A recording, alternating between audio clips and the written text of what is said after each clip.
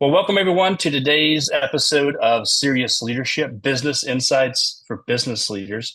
Today is a really engaging conversation around servant leadership. To lead that conversation, the CEO of Cerius, Pam Wasley.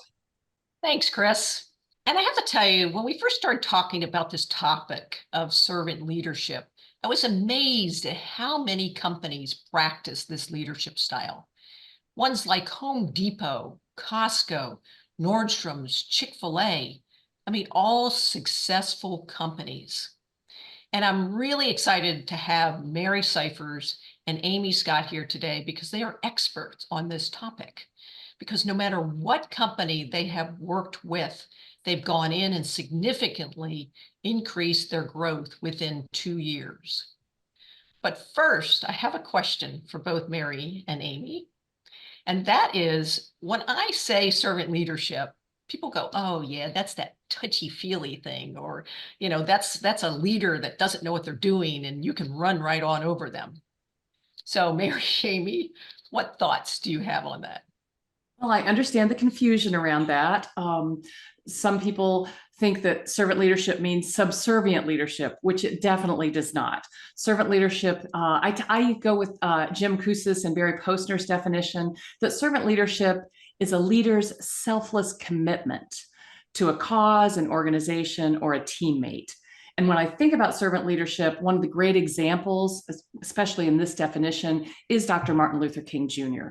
And when you think about him, you know that is not a person who's soft or touchy-feely. Yes, he was a compassionate, empathetic person, but he was firm and strong and selflessly committed to getting the Civil Rights Act passed. And he did it by using servant leadership, both in his civil disobedience and in his firm demands of the Kennedy brothers and others in leadership as he worked to build the coalitions to get the Civil Rights Act passed. So firm and yet collegial are two of the categories of servant leadership. Yeah, and I think also from a servant leadership perspective, when we think about it, sometimes we get stuck on that word servant. And really, I think it's turning the traditional hierarchy of management. So usually there's the leader at the top and then the folks that work for them. It's turning it upside down. And it's actually making that big platform the top. And I was reading about some of the things on this recently. And one of the things that struck me was it's talking about the power with, not the power over. And so to Mary's point, I think it's about putting people first. This is the first time we've had 5 generations working in the workforce at the same time. So you can imagine addressing each one equally and the same way is not going to work. So it's really about how do you, as a leader, look at that as a privilege and how you can impact both the people you manage, but also create a culture where everyone becomes leaders and feels empowered. I hear that, Amy, but when I try to introduce that to some of my clients, they talk to me about, I don't see how that's feasible, Mary. I'm so busy. I have a lot of deliverables. I have a big team to manage. I got to get things done.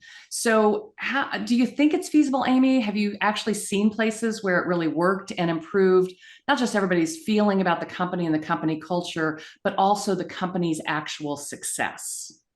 Absolutely. I think for a lot of us, we started in corporate America as an example, where it was all about results at all cost. And it was really about coming in and doing your job and getting out. And there wasn't a lot of really understanding what's important to a person, how they like to be motivated, how they like to be recognized. And I think all of those elements, it doesn't make us soft. It actually makes us compassionate and caring. And I think, especially when you think about all the different generations who are working together now, that individualization and really appealing to what's important to each person and getting them engaged and empowered in the workforce can be very powerful to meeting objectives. And I think actually helps organizations excel more than what we used to see in the workforce. One of the things I'd also bring up just as a pause is if everyone could stop and think about your favorite teacher. And I'm sure almost to a person, you could name the name of that teacher and what grade you may have been in, what subject they were teaching, and why it was so important to you. I think that's what we should aspire to be as leaders, because years later, I still remember my teacher, It was my second grade teacher, Mrs. Brown. And one of the reasons that I remember her is she didn't just get up and give me the lesson. She really engaged the class, and she knew things about me and how I learned and what was important to me that made me excel in that class. And I think as leaders, we can use that very same model to think about how we appeal to the people that we're working with, working for, and really making them feel special, because they are. That it's people that make organizations work. And so I think if we continue to reflect on that teacher model and think about what made them so special, we can emulate that as well in our leadership capabilities. That's a great example, Amy. Immediately, my favorite elementary school teacher and my two favorite high school teachers came to mind. And I was just discussing this topic with my son, who's Gen Z, and he said, "Oh yeah, my favorite classes were because of the teachers, not because of the topics." And so I started thinking about those characteristics of his favorite teachers, my favorite teachers, servant leaders I really admire.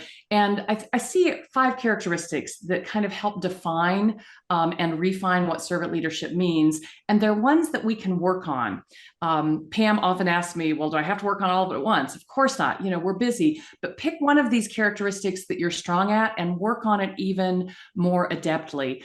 One of the ones, and I think you see this often in a great teacher, is humility. And humility is one I've had to work on. And it wasn't one of my strengths. It was definitely one of my weaknesses. As I've matured as a leader, it's been really important for me to move beyond my pride and kind of leaning into my title status and demanding people follow me and letting them decide to follow me, admitting I don't know everything and I need my team more than I need myself. It also means apologizing when I'm wrong, and then leaning into my team's expertise. Especially the older I get, the more I need all of these generations on my team. I used to always need my mentors who were ahead of me. Now I need my mentors who are 2 generations behind me, because they know things I can't even imagine. In addition to humility, closely aligned to that is something you mentioned earlier, Amy, is empathy. And again, people can think that's soft. I'm not talking about oh, how you feeling today? That's more sympathy. Empathy is the maturity to put ourselves in someone else's shoes and try to understand them.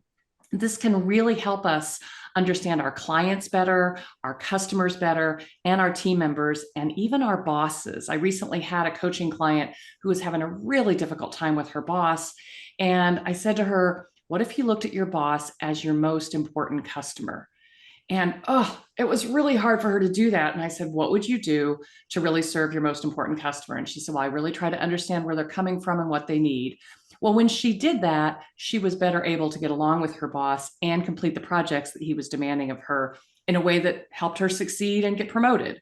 So empathy, humility, and then one of my personal favorites, which is one of my strengths. So it's one I work on the most because I think it's good to play from our strengths. And that is active listening.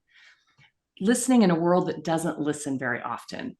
Amy, you've often asked me, can you give me a few more details about what that means? And so I was listening to some others recently, and I was working with a nonprofit board last week, and they were talking about how to face the upcoming political season. As a nonprofit with donors from across the political spectrum, they're a justice organization, so they can't really ignore the political repercussions of the upcoming election, but they need to manage it. And they were debating, do we talk about politics? Do we ignore it? Whatever.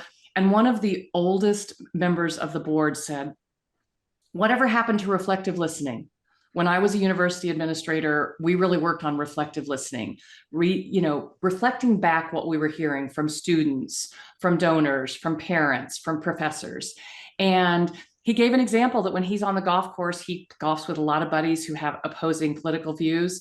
And instead of arguing with them, he'll say, oh, what I'm hearing you say is this.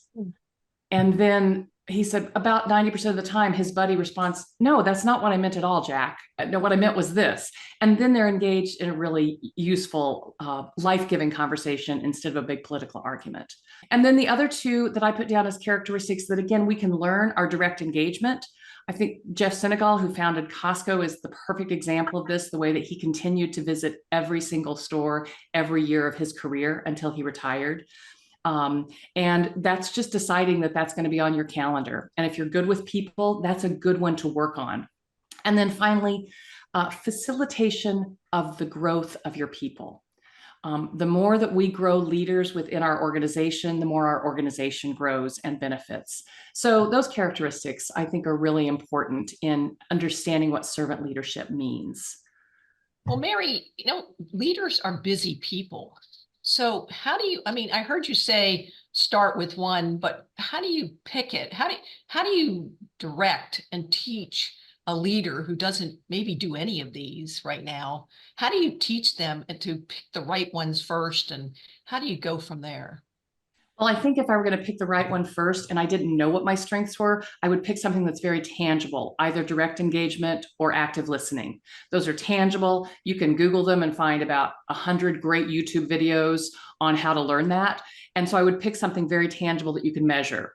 And you can measure active listening, especially when you're meeting with your team on Zoom. Make a recording and go back and listen to yourself. And if you did most of the talking, you need to work on listening. And do it several times, and you'll see that the more you get curious and the more that you pause, the better you've improved your active listening. And then again, I would say play to your strengths. If you do know which of those is your strengths, play to that one. I would just add also, Mary, you mentioned curiosity. I think that's one of the biggest tools we have as a servant leader is strive not to be critical, but to be curious. And when you ask people questions, even if something isn't going the way you want, you'll be surprised at what you hear back and how you can probe further to learn more and get more engaged with that person and guide them maybe in a different way than you approach the conversation. So I'm very big on leveraging curiosity. That's a beautiful example, Amy. And the thing is, curiosity doesn't just benefit me as a leader, it benefits the team member I'm working with because it creates their imagination. I love it when a supervision session, when I ask a team member a question and they say, I don't really know the answer to that. And then silence is golden. In the old days, I would have given the answer. Oh, and here are the 3 steps to answering that question. Now it's I could just sit there silently while their imagination and their problem-solving brain starts coming up with the answer. 2 minutes of silence, and wow, they're off to the races with a great idea they hadn't thought of. I think also when we're helping our team members become better servant leaders, or we want to help ourselves servant leaders, it's good to have something very tangible. So I did develop what I consider 4 steps towards servant leadership. I'm not sure I should call them steps because it's not a scaffold. You could pick any one of these steps and any one of them will start you moving forward. They don't have to be in any specific order. But one of those, it goes back to what you said about the privilege of leadership, Amy, how we turn it upside down. And that means we have to move from overpowering people to empowering people. And that means rather than relying on position and title, which I admitted I did a lot early in my career, we rely more on the relationships and the team. The great thing about this step is it helps you develop humility, and it also equips your people with new skills. That curious question, while they discover an answer or they start unleashing their talent, the whole team benefits, the whole company benefits. What do you think, Amy? Have you seen an example of that in your career or in people that you've managed? Yes, I have a great example. Very early in my career when frankly, I probably didn't have any business doing the kind of things I was doing, but I was all brave and thought I had a lot to offer. I had a manager who was really supportive, and I was actually in a medical device world, and I was dealing with surgeons. So I was 23 years old having conversations with surgeons, and we were having this forum, and my manager said, I'm going to let you lead this section. And of course I was terrified, thinking, oh my gosh, I can't believe I don't know how to do this. I'm not sure what to do next. But he was so great because he gave me the confidence to move forward by just saying, here's our objective. You got this. I've seen you in these situations, and I'm going to empower you to do this.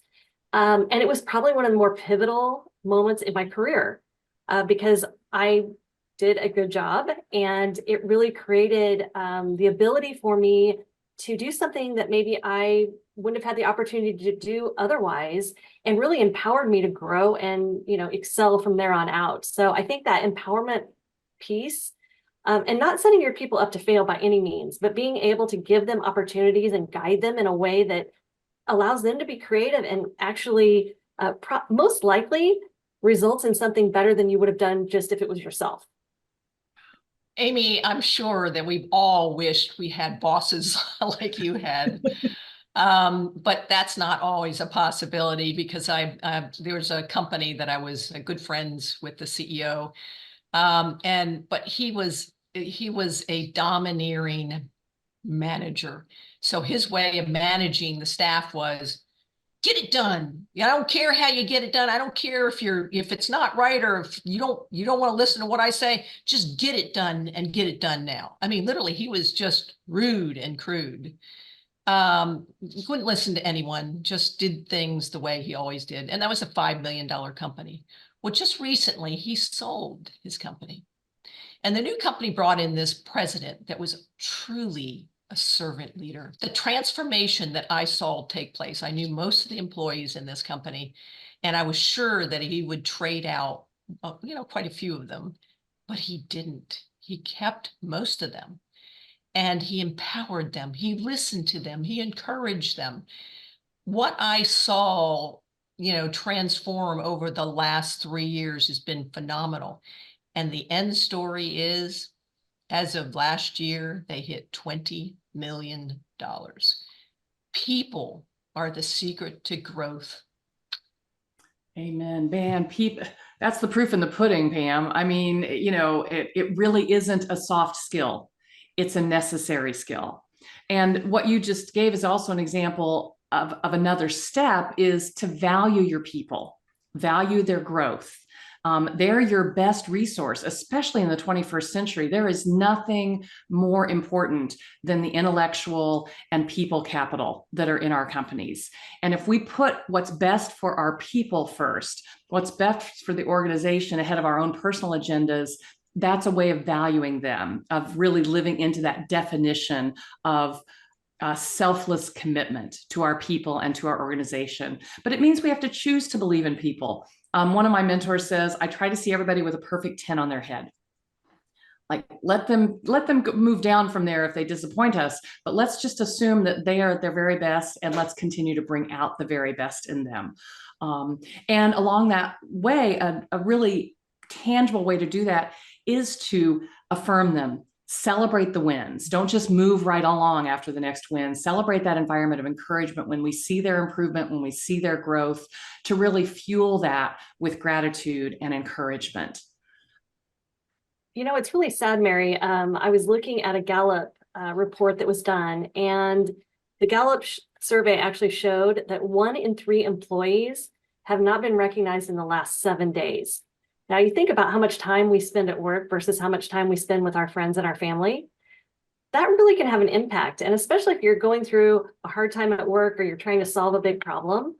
And we talked about Gen Z. The other thing that's really interesting about younger generations is they don't necessarily voice if they have a concern, or if they have, an issue going on. They just leave. And so people who are not recognized at work are 2 times more likely to leave in a short period of time than those that just get those little accolades along the way. And it doesn't have to be this magnificent reward or award. It's all the little things. And it speaks back to being a servant leader in understanding also, how do your employees like to be recognized? I love to be recognized in front of a big group, but I have managed people who are absolutely mortified if that happens.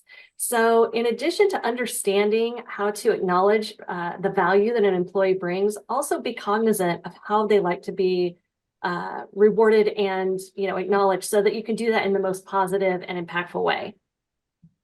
You are so right about valuing and letting people know, how they're doing, because can we please get rid of the annual performance reviews? Just get rid of them. I mean, people want to know how they do along the way. Just like you said, Amy, it's just so important. Otherwise, when they get to the end of the year, they go, I did that. I don't remember doing that. And, if I knew about it, I could fix it. Yeah. So good point. And that's really good advice, Pam, too, to think about when we're valuing our people and their growth. We can't wait till once a year to tell them. And we can't wait till once a year to help them grow. If we see that they're falling behind on some technology knowledge, let's get them started on it the day we notice that, and get them the resources and the training they need so that they can grow into the technological ability that we need them to have. The idea of guiding them along the way is so critical, because also by being transparent with them and being your authentic self as a leader, and really trying to guide and give them, some pointers along the way, and coming alongside them, all of those things also help show value, and that you care about what they're doing and how they grow. And I think all of us want to grow in our positions, right?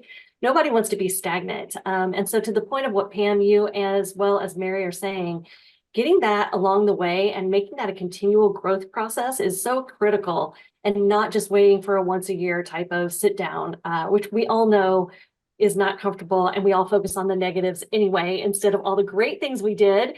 And so as leaders, we can really be more cognizant of having that be a continual conversation, which I think can be so valuable. Well, and I think this one cuts across generations, because we know that millennials and Gen Zs are more likely to stay at a place that values them and lets them develop their own personal growth and professional growth. But I'm increasingly seeing a lot of Gen Xers who are opting out of corporate America when their company isn't letting them grow.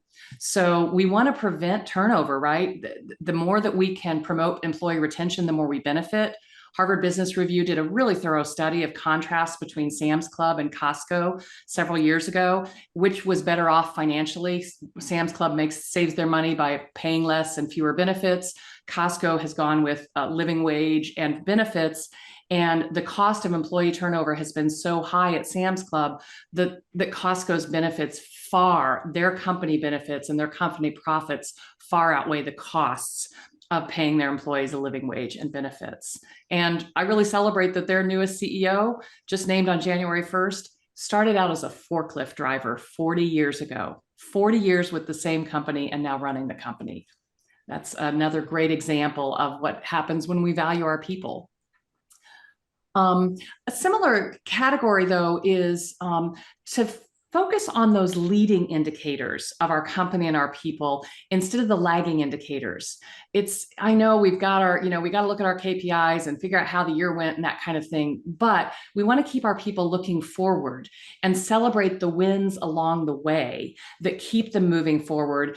And yes, celebrate what we did really well in 2023, but what are we already doing well in Q1 of 2024? And what are they personally doing well? What's the growth we're already seeing in them? How do we help everybody get an A? That's our job, especially when we are supervisors. How do we help everybody on our team get an A? Because when they all get an A, the whole team gets an A, the company gets an A. And if we wait until they've gotten a C or a D before we tell them, this goes back to Pam's part. The once a year review doesn't help. We got to help them get an A along the way. And as we're looking at what's working along the way and what are those leading indicators that we want to work toward, it helps pull people into the future in a really, really beneficial way. Have you ever seen an example of where that has helped you or others in your companies, Amy? Yes. So I think one of the things that I feel like has been really impactful is problem solving. And really, I think creative problem solving can go a long way. And what I mean by that is we all hit roadblocks along the way, right? There's challenges, there's things that we don't anticipate, economic factors, all kinds of things that get in our way of being as successful or maybe on the same track as we had originally expected. And I think if managers can come alongside the employees and really help them problem solve and not just dish out, well, here's what I would do, but sit down and have a real conversation, making sure that they understand what is the issue they're trying to overcome, and then how do they want to go about that, and how can they support them? I think that's one of the key phrases I've heard recently that I think is so amazing is, how can I support you in this? Because you're not then saying, do this or do that, or you did this well, or you didn't do that. You're saying, help me understand where you're at. How can I support you to get the objective that we both want out of this? And so I think I've had some managers that do that. I've really worked to try to do that. And I think if you're a parent too, it works great with your kids because everybody's a little resistant at the beginning, right? Like you're kind of like, oh, I'm dealing with something. I have some emotion around this because it's not going the way I want. And I think if you can serve up this idea of, hey, I'm with you in this and I'm going to help you solve it. And I'm going to let you be creative with me in that conversation. And I'm going to be here to support you. That is really meaningful to people. Well, and that brings me to my fourth step, which I find the most helpful for me, because honestly, even as we're talking about this, I'm thinking through all of the examples of the ways I haven't done this well in the last week. These are not easy steps to take whenever you're a type A personality, you have a big company to lead, you have a lot of things that have to get done and goals that you're really passionate about. But one of this fourth step is one that really helps pull me out of that, oh, get it done, done. And that is to move from focusing solely on the company's success to focusing on making each team members successful. And when I remember, hey, my primary role as their leader is to make each and every one of them successful, that starts to build trust. People are more willing to follow me. It doesn't matter about my title or my demanding nature. They're more willing to follow me because they know that I care about them and that I want them to be successful, even if it means referring them to another job opportunity that can pay them more or give them more growth opportunities. And I'm remembering during the pandemic, I heard of a great example of this from a couple of friends of mine who are surgeons. And they were in that pandemic lockdown. They had a couple little kids at home. They were having trouble managing the telehealth visits, let alone, remember, they still had to mask and shield and get into the hospital to perform emergency surgeries. And their head of surgery really worked with them to come up with a flexible schedule. So only one of them worked at home on a certain day and the other one could take care of the kids.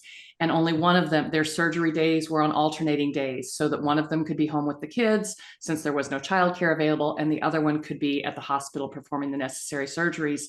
And so they didn't participate in the Great Resignation, nor did most of the doctors in their hospital. It was a real amazing success story for one of the hospitals here in Southern California that they kept the vast majority of their doctors and surgeons. And I think it was that putting the individual team members first that really made all the difference for those doctors to stick around. You know, one of the things I've been thinking about recently that I heard someone say was the best way to get your way is to have many different ways to get there. And it really resonated with me because it made me start thinking about what you were just saying, Mary. We're all individuals. Every single one of us is important. And sometimes I think as managers, we come in with a certain construct, right? Or as a leader, this is how I see the world. This is how I think things should go. And the reality is the world is not like that at all. And speed bumps happen, hurdles, you got to cross over, all kinds of things are happening all the time. And I think if we reframe the situation and reframe our objective as leaders into really, what are we trying to achieve? But man, there's a lot of different ways to get there. It's like traveling across the country, right? You can take a plane, you can take a train, you can take a million different routes to get there. And I think having that flexibility and adaptability when we're leading really gets to a better end result, because then you can meet people where they're at and bring them along with your journey. And you can also be on theirs. I mean, sometimes you may explore and discover things that you would have never had you kept your same construct. So I really like that quote. And I think it especially is useful when we are dealing with adversity or, challenges either interpersonally or in business, just to be adaptable and really think about how to view things differently. I think I'll add adaptability to one of my characteristics of servant leaders the next time I work on this topic. Thank you, Amy. We've talked a lot today about what's in it for the company, what's in it for the bottom line, and that there are many benefits. But what about what's in it for me as a leader, Amy? What's in it for me? Sure. So I think one of the most important things as leaders for us to think about, whether we have worked our entire career to be a leader, we've kind of assumed that role as a byproduct of taking on a different position or a different role that we have, is I go back to what I said at the beginning. It is a real privilege to be able to work with and guide people. I mean, what an amazing thing when you think about how you're using your time and your talents. And all of us have those capabilities, right? So we all have something in us that's unique that can help someone else. And I think it gets to the purpose of leadership. The purpose of leadership is giving the best of what we have to others. And man, will you get fulfilled when those people really excel and grow. And if you've ever had an employee that you've led come back years later and say, oh my gosh, you were my favorite manager, or I learned so much underneath you, or you're the reason that X, Y, and Z, there is not a better feeling as a leader, because then you've really made an impact. And I think being a servant leader, that's what it's about. It's giving the very best of what you have, really keeping the employee or the teams at your core as a focus. And it will come back and just be a wonderful way of explaining and exploring and really getting gratified around what you've been able to accomplish. And it's just like that teacher I talked about at the beginning. I think you'll be remembered, but importantly, you will have made a big impact. Boy, that is so true. And what better legacy can we leave as supervisors and bosses and leaders than to think, I touched a life, I made them a better leader. I mean, now that you said that, it's like, oh, and I remember my favorite boss, and it was my first boss when I moved into my profession. And he was a gentle supervisor when I made some big missteps. But he saw a leader within me, and he's the one who sent me to my postgrad degree. He said, he kindly said, I think you need more training in leadership, Mary. And I know of this great leadership program at SMU I'd like to recommend you for. But it changed my life and sent me on a trajectory of lifelong learning and leadership that might not have been my life if it hadn't been for this incredible boss who saw something in me and valued me enough to support me. Thank you, Mary and Amy. I am so inspired with this excellent information you shared with us today. So for the audience members, any of you that need, or a CEO that could benefit from learning how to be a servant leader, please let me know, and I will connect you to both Amy and Mary. We'll be sending out their one-pager to everyone who registered today. Thanks to everyone who attended, and have a great day. Thank you. Bye, everybody.